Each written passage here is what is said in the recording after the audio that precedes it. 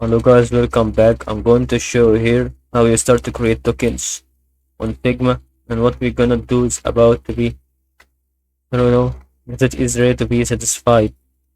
So that situation through every single progress. So we can start to get a plugin over here that is really called design tokens.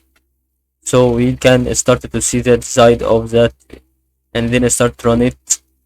We can start to go to export design file or demo file, I don't know, however downloading this kind of design and then starting with exporting or something, and this is really how you export the design you want. And also you can start to use it for several things also, like okay, I go start also for opening this on the right kind of design, same design tokens, so they are in. And that is really how you start also to type tokens again.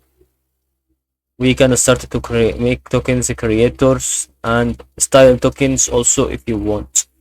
And that is about also studio token studio for Figma, and that is all about.